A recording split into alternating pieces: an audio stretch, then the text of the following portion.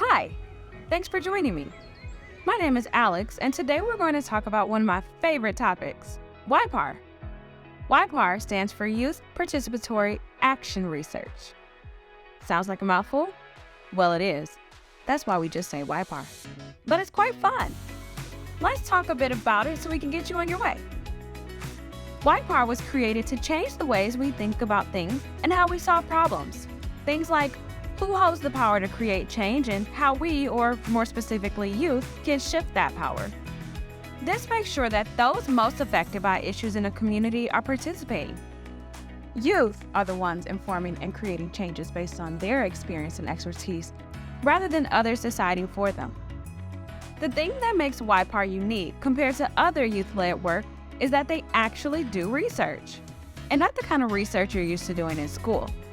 Youth do research to learn more about an issue before acting on it. Adults often make decisions for teenagers based on what they think is best, because adults always think they know what's best. However, adults' decisions aren't always helpful because they don't really know what it's like to be a young person today, dealing with the complexities of the world as they are now. I mean, think about it. Since the adults were kids, we've got smartphones, social media, online gaming is a thing. But let's get back to the point.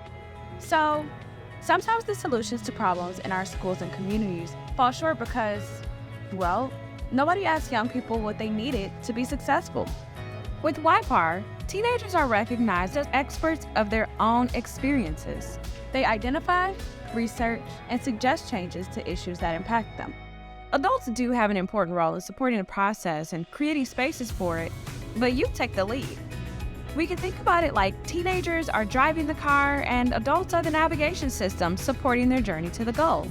If we look at the acronym for YPAR, we can easily see that what we will be focusing our attention on is youth participating, doing research that leads to action. See? Easy. Let's talk about how this actually works. There are 4 steps in the YPAR process: identifying an issue, collecting data, analyzing data, and action. In the first step, you think about issues that you experience in your school or community that impact you, that, if they were improved, will help improve your life. Remember that you are the representative for not only yourself, but for other teens as well. Think of it like this. If I gave you a magic wand that with one wave would improve your experiences in your community or at school, what would that one thing be that you would change? For example, you might focus on stress and mental health at your school. Once we choose our topic, we want to start thinking about what might be contributing to the issue and what we still need to understand about the issue in order to make recommendations to improve it. Questions you might have are, what causes students stress at school, or how often do students feel anxious, lonely, or depressed? Step 2 is data collection. This is where you get to think about what might be the best way to get information to better understand the issue so you can make recommendations to solve it. Are there people that you need to give surveys to? Is it better to interview people to understand their experiences? Should you take pictures to help showcase the problem?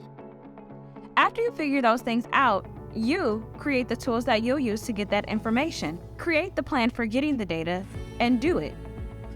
A YPAR team might create a survey with questions that ask how often their peers have experienced anxiety or depression, what causes them stress, and give it out to as many students as they can.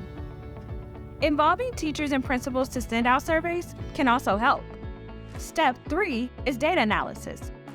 In the third step, you'll focus on understanding what the data is telling you. So you've asked all these people these questions and they've given you a lot of information to think about. Here, you'll organize the data so you can sort through it better and look at or analyze the data so you know what the answer is to the questions you had in step 1.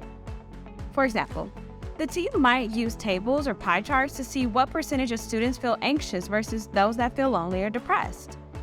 They could even look at how that differs between 10th and 11th graders. The YPAR team might also use a bar graph to see what factors students rate as most contributing to stress. Once you understand the problem better, you'll come up with recommendations for improving your issues.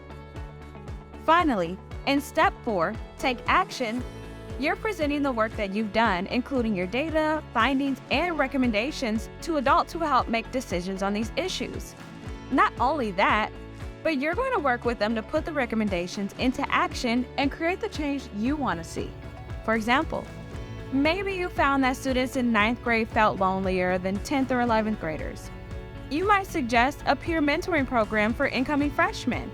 Or if you find that a majority of students experience stress because of the amount of homework, you might advocate for teachers decreasing the amount of homework overall.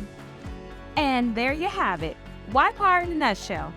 Ted, you're it. Now you're in charge of making the decisions. I can't wait to see how you transform your community.